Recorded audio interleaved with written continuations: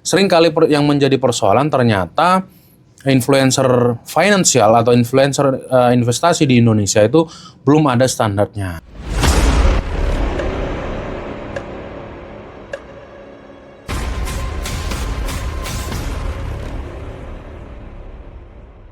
Kembali lagi di Skylo Talk. Bukan kali ini sih. Ini podcast sekarang bareng sama saya lagi, Bang. Tapi partner saya berbeda. Bisa perkenalan diri dulu. Halo semuanya, aku Novia Stasia dari Universitas Pembangunan Nasional Veteran Jakarta. Kenapa tidak disingkat? Tidak apa-apa, biar panjang aja. Oke. Topik bahasan kita kali ini tuh beda lagi, Bang, dari yang sebelumnya. Sebelumnya kita bahas... Ya harus beda lah, kalau sama setiap podcast orang jadi malas nonton ya kan? Ya maksudnya kan sebelumnya kita bahas KUHP, kali ini kita beralih dulu ke kasus yang bersinggungan sama influencer. Oh ya.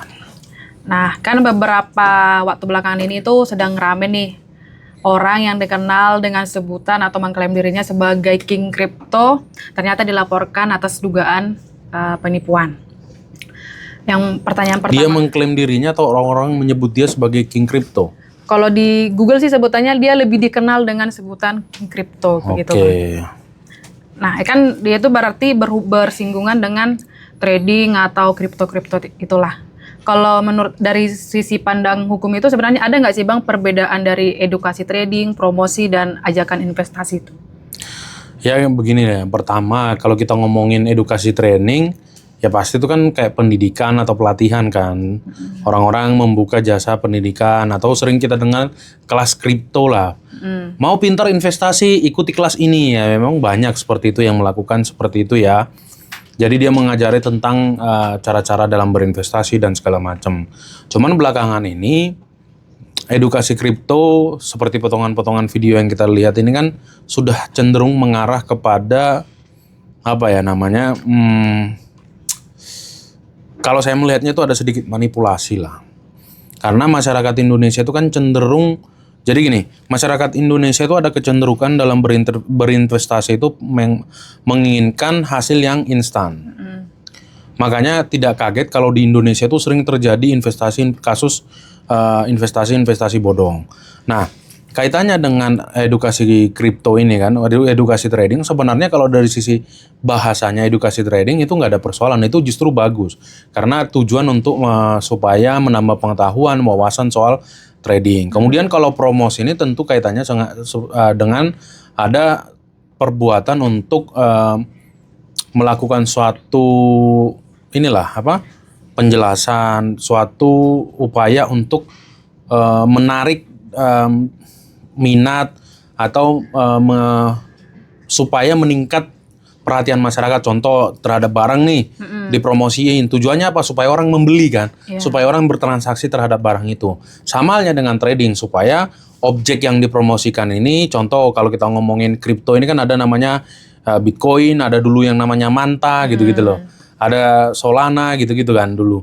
Nah, promosi itu ditujukan supaya orang-orang bertransaksi terhadap Bitcoin, supaya orang bertransaksi terhadap Manta atau Solana dan segala macam itu. Itu kalau soal promosi. Kemudian yang ketiga tadi apa? Ajakan investasi.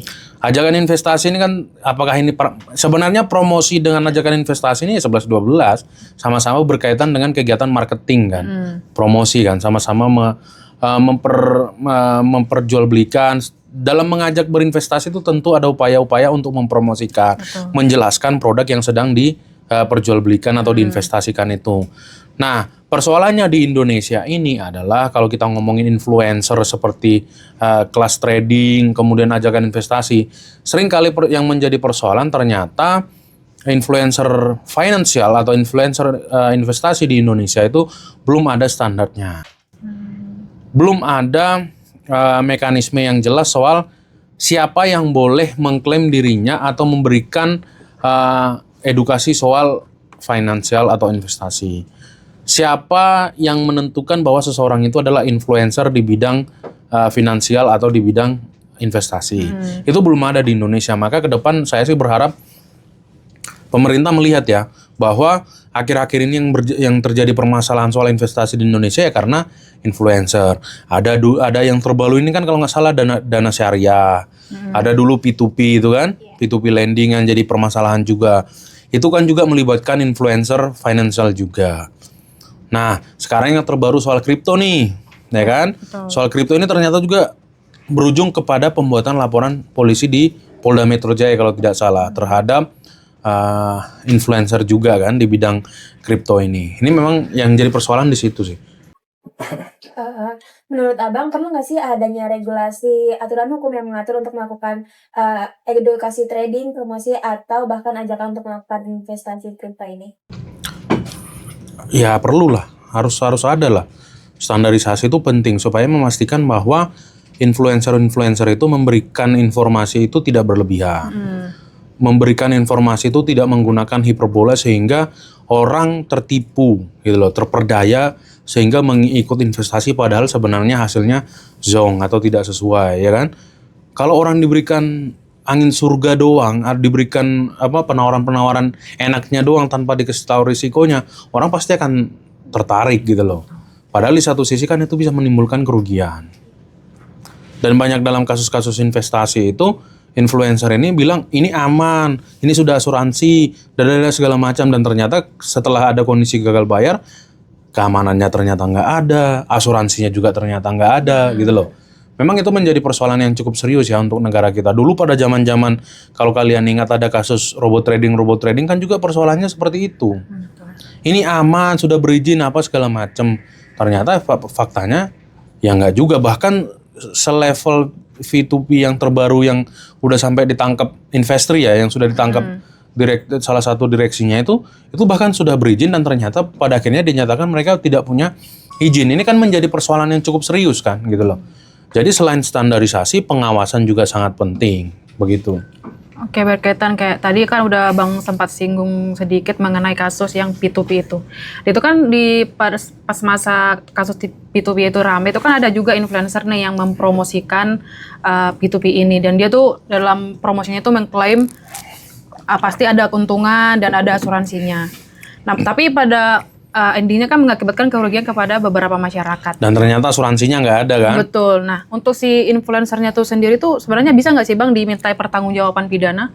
Kalau saya melihatnya seperti ini, orang sering melakukan pembelaan bahwa influencer itu ya dia hanya menjelaskan, sementara kebenaran informasi itu adalah tanggung jawab dari orang yang memberikan informasi kan, itu berarti kan dari perusahaannya. Ya sekarang pertanyaannya, sebelum Anda menginfluence itu, sebelum Anda membagikan informasi itu, Anda sudah cek belum kebenaran administrasinya, kebenaran data yang diberikan? Contoh kalau dibilang ada asuransinya, udah lu cek belum asuransinya?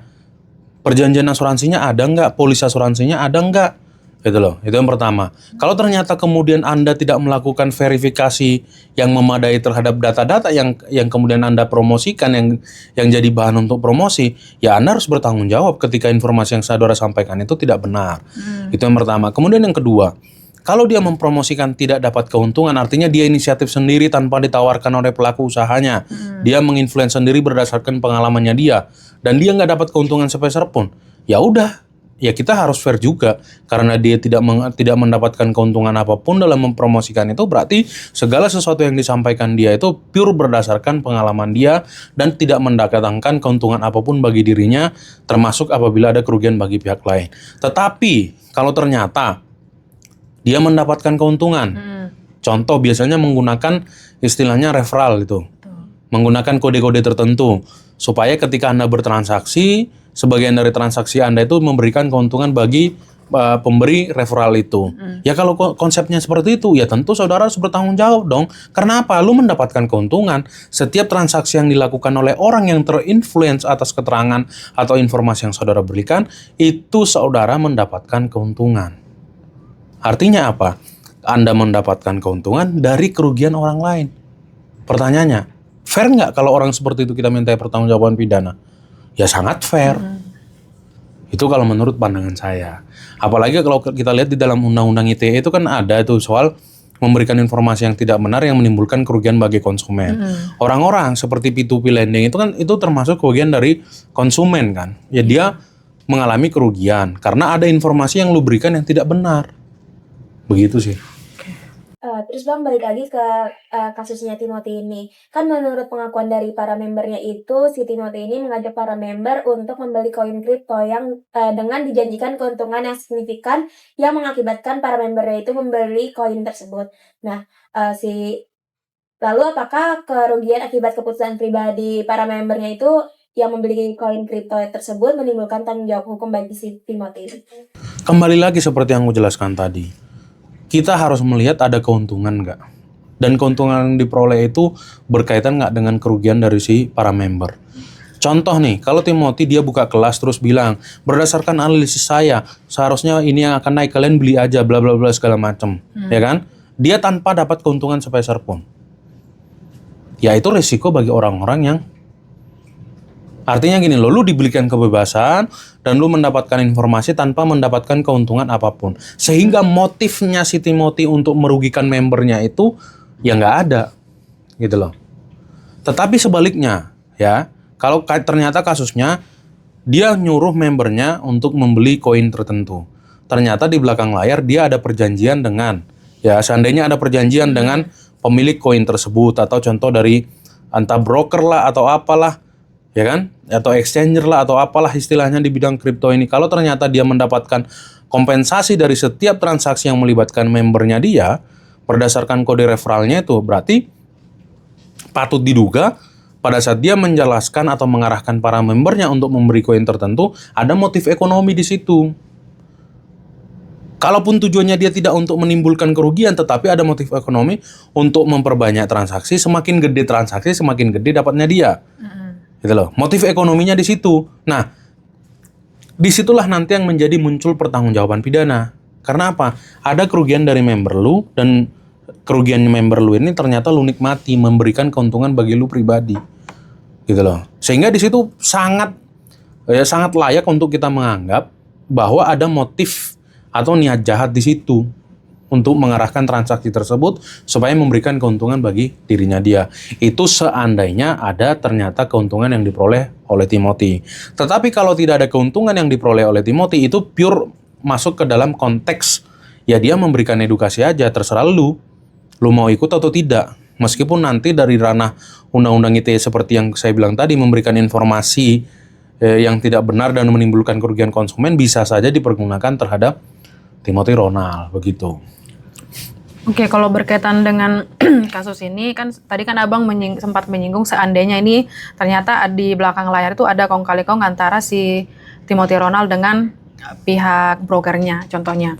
Nah, kalau ditarik ke perlindungan konsumen seandainya ada kejadian seperti itu faktanya, apakah pihak dari brokernya tersebut dapat ditarik juga Bang sebagai pihak dalam laporan pidananya? Ya seandainya ternyata ada nih perjanjian antara Timothy dengan exchangernya, dan itu soal keuntungan termasuk soal skema piramida dan segala macam, ya tentu bisa ditarik dong, gitu loh, tentu bisa ditarik, karena kan artinya yang mendapatkan keuntungan nggak cuma si Timothy-nya, seandainya ada kejadian seperti itu ya, gitu.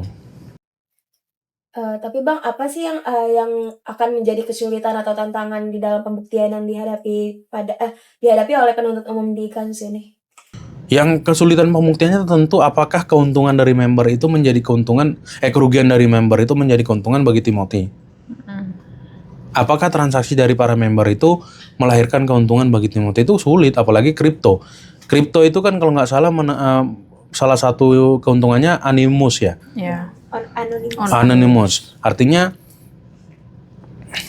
kerahasiaan identitas itu kan sangat dijaga. Nah, kalau transaksinya itu menggunakan cryptocurrency dan itu sulit untuk diidentifikasi, itu juga tantangan untuk pembuktiannya. Begitu. Oke.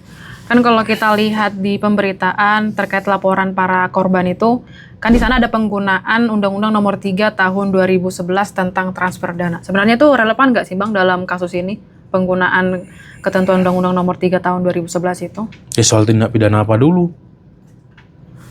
Kalau di sini sih dikatakan karena uang itu ditransferkan dan digunakan untuk membeli aset kripto itu. Jadi tindakan itu yang dianggap relevan ke undang-undang transfer dana itu. Emang dilarang uang dipergunakan untuk membeli kripto? Kan enggak. Nah, di undang-undang transfer dana itu yang dilarang itu apa perbuatannya? Kalau di beritanya sih ketentuan pasal 81 sama pasal Isinya apa? 82. Kalau di pasal 81 itu setiap orang yang secara melawan hukum mengambil atau memindahkan sebagian atau seluruh dana milik orang lain melalui perintah transfer dana palsu dipidana dengan pidana penjara paling lama 5 tahun dan denda. Sekarang pertanyaannya, ada nggak di sini transfer palsu? Kata kuncinya kan di transfer palsunya kan? Betul. Ya transaksinya kan ada. Iya. Benar kan? Iya, benar. Jadi memang kita harus melihat juga satu persatu ya. Kalau dibilang transfer palsu yang enggak, transaksinya ada. Kalau menurut saya terlalu jauh lah kalau menggunakan ketentuan pidana itu. Transaksinya ada kok. Memang ada pembelian kriptonya. Yang jadi persoalan ini kan dia bilang ini akan naik ternyata turun. Iya. Kan yang jadi persoalannya kan di situ. Sekarang pertanyaannya, pertanyaan paling mendasarnya, apakah ketika Timothy memberikan informasi ini akan naik? Ya kan, ternyata turun itu bisa dimintai pertanggungjawaban pidana atau enggak. Ternyata saya sempat melihat juga ada videonya dia yang menyatakan bahwa kalau semua member saya mengikuti tahapan yang saya berikan, dia nggak akan rugi. Iya. Ya kan, ada juga video seperti itu kan. Betul. Ya itu juga harus diuji nanti. Kalau ternyata memang ruginya itu karena kelalaiannya si membernya juga, ya nggak bisa dong Timothy-nya disuruh bertanggung jawab. Tetapi kalau ternyata seluruh tahapan yang dijelaskan Timothy itu sudah dilalui, ya kan? Dan tetap rugi, ya berarti itu semua menjadi tanggung jawabnya Timothy, apalagi kalau dia mendapatkan keuntungan, gitu loh. Nah, karena di sini ada penonton, mungkin dari teman-teman ada yang mau bertanya? Ada. Boleh. Silahkan kalau mau bertanya. Oke, baik. Terima kasih atas kesempatan yang diberikan kepada saya. Perkenalkan, nama saya Indri Elena Suni. Saya berasal dari Universitas Tarumanagara. Nah, saya mengikuti perbincangan tadi. Nah, tadi itu Bang Leo sempat mengatakan bahwa kalau kita melihat kerugiannya kerugian daripada membernya harus dikorelasikan dengan apakah Timothy itu mendapatkan keuntungan atau tidak ya. Seperti itu. Tapi di sini pertanyaan saya kan Timothy itu seperti mengiklankan atau mengiming-imingi akan mendapatkan keuntungan 300 sampai dengan 500%. Nah, pertanyaan saya jika membernya itu mendapatkan keuntungan nih, bukan kerugian tapi keuntungan, tapi tidak mencapai 300 sampai 500%. Contohnya kayak mungkin 50%, 90%. Apakah itu masih bisa dikatakan sebagai tindak pidana? Dan juga pertanyaan yang kedua, bagaimana korelasinya dengan Undang-Undang Perlindungan Konsumen terkait dengan iklan itu tidak boleh overclaim. Nah, di sini tuh sudah ada kan overclaim, seakan-akan dia akan mendapatkan keuntungan 300 sampai 500%. Tapi nyatanya keuntungannya cuma 50% atau ya berapa? Oke. Ini pertanyaan yang menarik. Pertanyaan yang pertama, kalau kita tarik ke Undang-Undang Perlindungan Konsumen, pertanyaannya, apakah si Timothy ini pelaku usaha? Larangan iklan berlebihan itu kan berlaku untuk pelaku usaha. Dia pelaku usaha enggak? Dan menurut saya terkait dengan kripto, dia bukan pelaku usaha karena bukan dia pemilik kriptonya. Gitu loh. Karena dia bukan pelaku usaha, maka korelasi antara iklan berlebihan itu pertama nggak bisa diterapkan terhadap dia. Itu yang pertama. Kemudian yang kedua, apakah itu iklan? Kalau menurut saya itu bukan iklan. Karena kalau iklan itu sifatnya itu menjelaskan soal produk dan segala macamnya. Contoh kayak skincare, ya kan?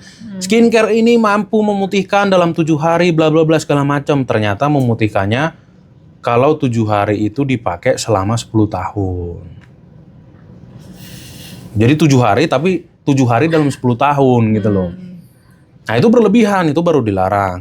Kalau ini kan dia itu tidak mengiklankan, dia tidak menjelaskan produk apa segala macam, tapi dia menurut analisis saya, ya kan, menurut pendapatnya dia nih, gitu loh. Dia menurut pendapatnya dia, maka kalau kita kaitkan dengan ketentuan di dalam pelaku usaha itu agak susah juga, karena itu tadi pelaku usaha itu kan orang yang memperdagangkan, menyediakan jasa, dia kan enggak. Gitu. Jadi kalau kita larikan ke korelasinya ke Undang-Undang Perlindungan Konsumen spesifik soal iklan berlebihan itu memang agak sulit ya, agak sumir. Kemudian tadi sebelumnya apa pertanyaannya? Kalau keuntungan kan dia. Oh ya, soal keuntungan ya.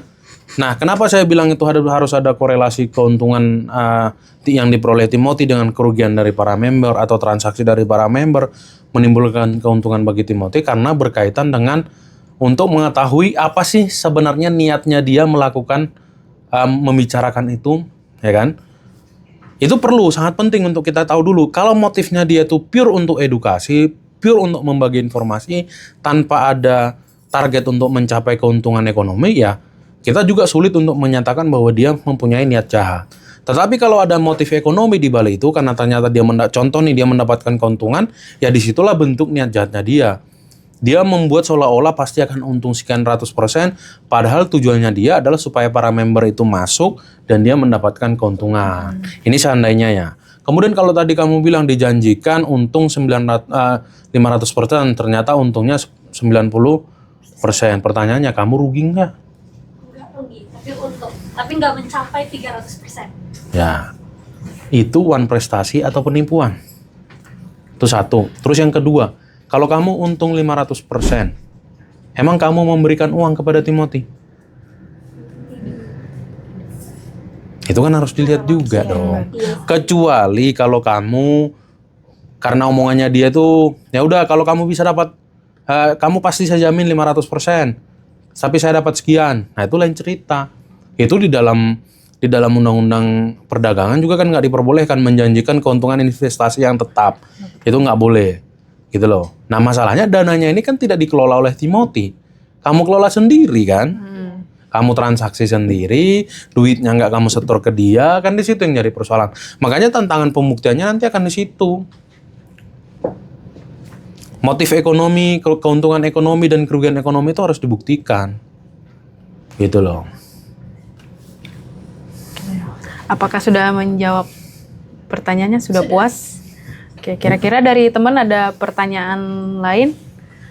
Oke. Jadi memang yang harus jadi catatan ya, yang perlu diperhatikan nanti, apakah anjuran itu sifatnya hanya sebatas rekomendasi? Lah kalau cuma rekomendasi ya terserah lu mau ikut atau enggak. Itu bebas. Atau apakah itu sifatnya betul-betul memperdaya gitu kan? Kalau lu nggak masuk lu goblok bla bla bla segala macam, kan ada cerita-cerita begitu juga. Ternyata ada motif ekonomi di belakang itu, ya itu dia harus bertanggung jawab dong, gitu loh. Jadi bedakan antara rekomendasi dengan ada yang mempunyai motif ekonomi, gitu loh. Kalau ada motif ekonominya, lu dapat untung ya harus bertanggung jawab. Harus, gitu. Kalau menurut pendapat saya ya. Ini menurut pendapat Leonardus S. Sagala, SHMH. Oke. Ini tidak mengikat bagi siapapun. Betul. Ini hanya sebagai referensi aja. Nah, karena mungkin udah nggak ada yang mau bertanya lagi kan, sebelum kita tutup nih buat Bang Lela, ada nggak sih pesan singkat buat masyarakat umum sebelum mengikuti ajakan trading dari influencer maupun pihak-pihak yang dianggap terpercaya ini? Pertama, teman-teman, tidak ada yang namanya instan. Memang ada orang yang untung mendadak, contoh orang beli tanah tadinya cuma 100 juta, tapi karena tiba-tiba di sekitar situ dibangun bandara jadi naik 100 kali lipat. Tapi kan itu hanya satu kejadian dari 1000 kali kejadian. Terus kalau ada yang ngomong dari 100 juta jadi 500 M. Ya, kalau dijeberin satu persatu sih mungkin saya akan percaya ya. Kalau dibilang 100 juta jadi 100 M dalam setahun, saya sih nggak percaya. Karena apa? 100 juta jadi 100 M atau 100 juta jadi 10 M itu harus kali berapa? Gitu loh, saya sih nggak percaya ya. Kecuali dia jeberin satu persatu gitu loh. Gitu. Jadi jangan gampang tergoda. Yang namanya investasi dengan keuntungan yang sangat besar ya risikonya juga besar. Jangan karena serakahmu pengen cepat-cepat kaya, terus kamu tiba-tiba cepat-cepat juga miskin, terus kamu nyalain orang, ya enggak lah, itu kan serakahmu ya, tanggung sendiri. Makanya saya bilang investasilah di tempat yang sudah benar-benar clear. Jangan gampang tergoda bujuk rayu, untung 500%. 10 juta jadi 10 M kayak gitu-gitu ya, itu semuanya pasti butuh waktu lah. Jangan gampang percaya. Dan jangan jadi terlibat dalam mekanisme skema piramida, karena itu berpotensi akan menjadi suatu tindak pidana. Itu sih kalau dari saya. Nah, mungkin cukup kali ya buat hari ini. Sekian podcast dari kami. Jangan lupa like, komen, dan subscribe. Jangan lupa juga bagiin ke teman-teman kalian biar pada nonton video-video ini. Dadah. Bye-bye.